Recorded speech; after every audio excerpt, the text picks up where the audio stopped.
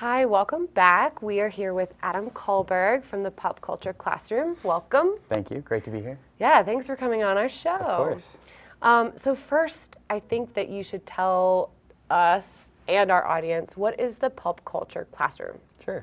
So we're a Colorado-based nonprofit, and we run programs all across the city. And our mission really is to ignite a love of learning and build community and increase literacy and engagement in the classroom through the tools of pop culture. So those things include things like games, comics, graphic novels, cosplay. So using those in sort of an educational setting. And so we actually kind of started in 2009, 2010, teaching sort of small-scale workshops, and we've grown really significantly in the last 5 years, and it's been great so far. So is this kind of is this kind of like a full curriculum? It's actually, we are a nonprofit, so we develop curriculum, resources for teachers. We go into schools and teach things. Oh, okay. Yeah, so we kind of do the full gamut of things, yeah. Gotcha. And our big event every year that a lot of people know us for is Denver Comic-Con, which is, a lot of people know is nonprofit run, and all the proceeds we make from Denver Comic-Con goes back directly into our nonprofit mission. Yeah. Very cool. Yeah. Okay. What subjects do you do? I have to ask because I always am wondering, like, okay, how can I make this work in my room? How can I make that work? Yeah. What subjects do you do? So we teach kind of the full range of anything you can think of under the pop culture umbrella. So we have a comics course that we teach in after-school programs, as well as in, different community centers and libraries across the state. We also have a game design course, and we go and teach how to build board games from the ground up. I can see some math, and we just did a spinner problem. Yeah, Right. yeah, exactly. Could see Like some kind of spinner game. It's got some great STEM approaches in there too, so it's really fun. And then we also have a new curriculum coming out that we're working on right now, which is a cosplay curriculum.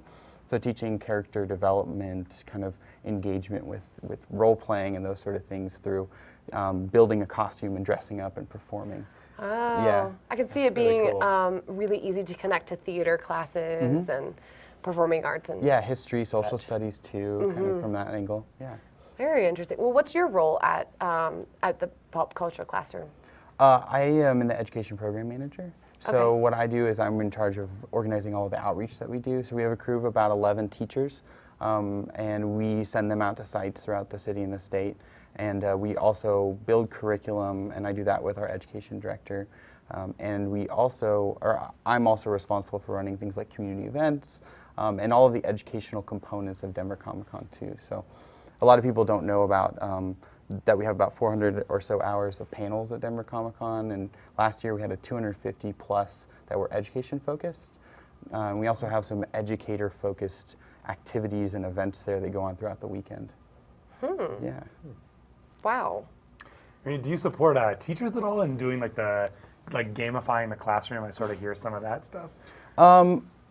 Yeah, I mean, gamifying the classroom is one way to approach game design. We think of it more as putting the tools in the students' hands and allowing them to build a game based on whatever topic or theme that a teacher might want to assign them. So we've seen things like building games around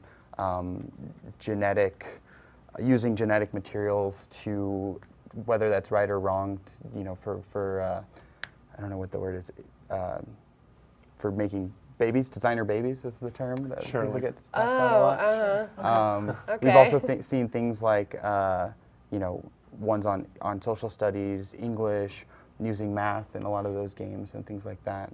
So kind of anything under the sun that a teacher wants to assign, a student could build a game around it. Okay. Yeah. Okay. So the gamification is more of like a grading system. So where they are actually assigning like medals for grades, or maybe saying that students level up when they reach a certain goal or reach a certain, turning in an assignment on time or attending for a week straight. They might level up, but ours is more the idea that they can build their own game that works any way they want. So the teacher doesn't design the game that the students play, the students design the game that the teacher plays. That's really cool. Yeah. We had a science teacher last year that was doing that kind of stuff, was trying to get the kids to develop games to teach science. Yeah. So there was that type of a thing that went on where there was essentially like a large class board game that different students got to be like miners or renewable energy folks or factory workers, and it was all on energy and renewable resources, and it was essentially this big economy that got created, and you got different bonuses depending on what you were, but then also had to pay certain taxes. Yeah. And it worked out really well. I thought that the students really got into it, so I'm excited to hear that there's this resource. Yeah, yeah, and there's kind of it's structured so that there's two versions of it. You're describing kind of what we call resource management, which is where you're using resources in building a civilization or something along those lines, and you're kind of trying to match those resources with the different materials that might have existed at that time or in that subject. So there's another one that we do which is called roll and move, which is just kind of rolling and moving across. So that's more like Candyland, whereas like a resource manager would be like Settlers of Catan or Risk or even something like chess. Yeah. Very cool. I remember making an Oregon Trail game back in the day. It was like a board game. I mean, it was kind of like Oregon Trail, the computer game, right? You landed on a space and like you died of dysentery or something. Yeah. But yeah, I remember making one of those. That would kind of fit in. So wait, you have curriculum materials that you offer teachers. What did you bring here? So I brought a couple different to show y'all. This one's called Storytelling Through Comics. Put it up here. And so what this does is it teaches literacy and art skills through the medium of comic books. That's cool. So students build their own comics from the ground up. So they learn the vocabulary of comics, what comics offer in terms of the value, whether it's from sort of an educational standpoint or a cultural standpoint. And then they're able to, once they learn all those different aspects and learn the art skills and the vocabulary and the storytelling skills, they're able to sort of build their own comic. And again, it's made so that any teacher can use it in any subject. So we've seen every subject use this in their classroom, so it's great. That's cool. And then, yeah, of course. And then this is our newest curriculum. It's called Game On. And what this is a game design curriculum, which we were just kind of talking about. And it's for levels 2nd through 12th grade. The storytelling through comics is levels 4th through 9th grade. Yeah. I like this. There are rubrics in here. This is not just like coloring or anything. There are rubrics in here. Yeah. So there are all different instructional things. Yeah, it's not just drawing and coloring. It looks like it's Common Core aligned as well. That's so cool. Yeah, so all of our curricula are Common Core aligned. They have some 21st century standards connections as well, and they have all the assessment tools. So our focus as a nonprofit, and when we build these type of things, is to remove barriers, barriers to these sort of subjects and topics that maybe are a little bit out of reach for some classrooms, as well as barriers teachers face in terms of getting the right assessment tools or the right resources that they might need. So the Storytelling Through Comics, for example, comes with about 90 minutes of art instruction videos that teachers can play for the students or watch themselves and learn a little bit about how comics get created. So no worries if you can't draw yourself, you can still teach it. Yeah, and the same thing with game design. Our goal is to really teach the students what those building blocks are of a game or a comic, and then allow them to take that knowledge and put it into action.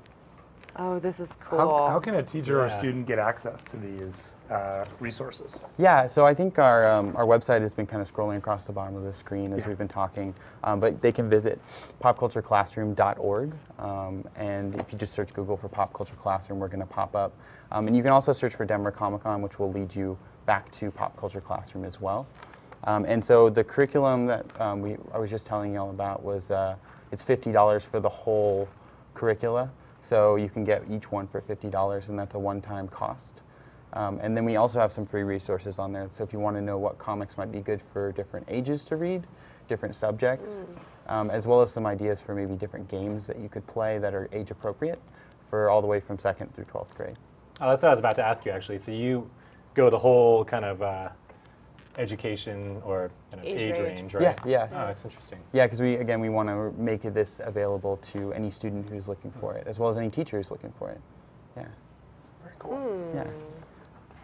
And that also helps us when we come to Denver Comic Con, and a lot of what this comes from is seeing the inspiration and the excitement that people feel when they come to the event, and trying to find a way to get that out to maybe some of the students who can't afford to go, who aren't able to go, who maybe are not sure that if it's for them, if this pop culture aspect is for them. So we want to go out in the community and share the value that we feel pop culture adds, not only to a classroom, but to any community, you know, to a small school or a large school or an entire district, which we feel like, you know, it brings people together regardless of their, you know, age, race, income, background, and those sort of things. Mm-hmm. Yeah, I definitely know a few students who I feel like if I could integrate that, they would be way more invested, you know, just because they're so interested in it and they see maybe a disconnect between that and school, and it's not related, and I just want to go home so I can read my comics and whatever else. But Yeah. definitely. What else do you guys offer teachers? For teachers, yeah. So we have the curricula, obviously, and then at Denver Comic Con every year. So the next Denver Comic Con will be June 30th through July 2nd, 2017. Okay. The first day of Comic Con every year is what we call Educators Day. And so we offer free tickets to educators who would like to come, and all they have to do is show us some proof of working in a school or... I had no idea. Yeah, so it's kind of a way to come check it out. A lot of teachers feel like maybe pop culture isn't for them, or maybe it won't work in their classroom. So we kind of want to say, come see. Come see what we have to offer.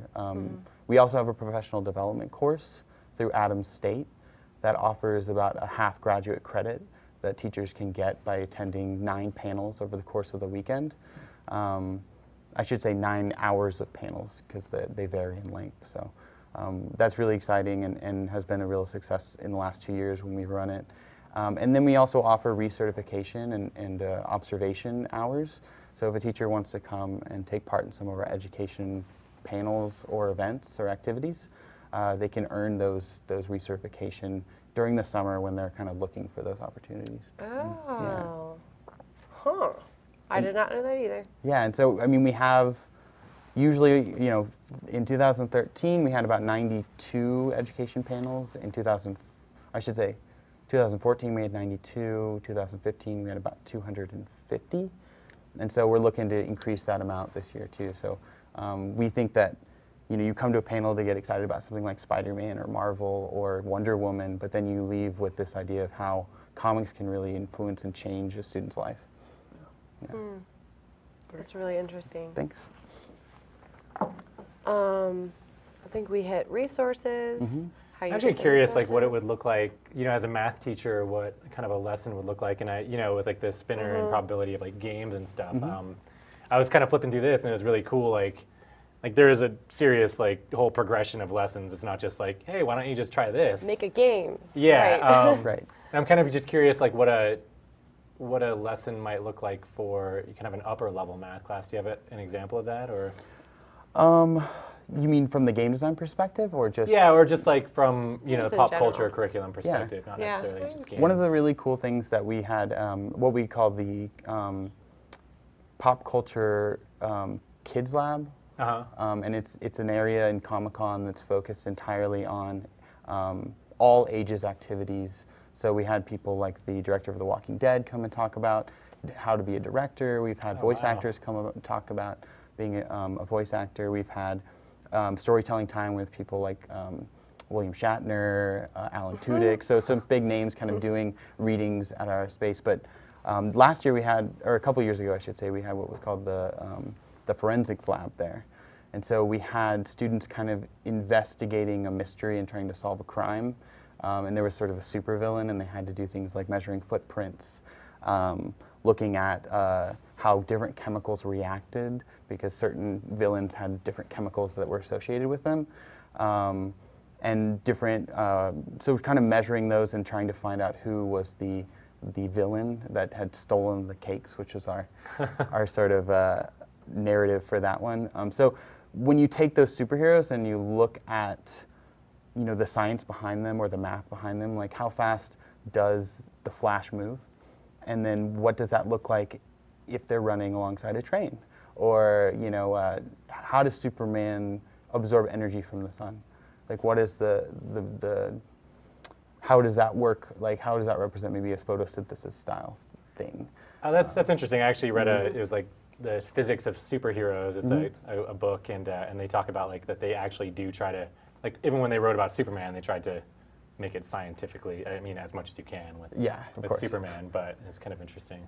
Yeah, and I know that in The Flash, I know they actually brought down his speed because they figured it was mathematically impossible Right. for him to be running as fast as he was Yeah. to where he needed to go. So they actually figured out like how fast he would need to go to get from A to B or B to C. So Okay. there's some really cool opportunities, yeah. And then of course any board game that you play, is, especially the more complex ones, is going to have a math Right. component, Yeah. probability, statistics. So a lot of those things kind of are incorporated already into pop culture. They just aren't all the time talked about or explored. Or even necessarily focused on. Yeah. Yeah. Yeah, very cool. All right, well, it's time to say goodbye, but thank you so much, Adam, for joining us today and course. sharing everything about the Pop Culture Classroom. Yeah, thanks for having me. Check it out on the website if you are interested. You should definitely look into it. But thank you again. Thank you, and Emily. we're going to take a little break. We'll see you in just a minute.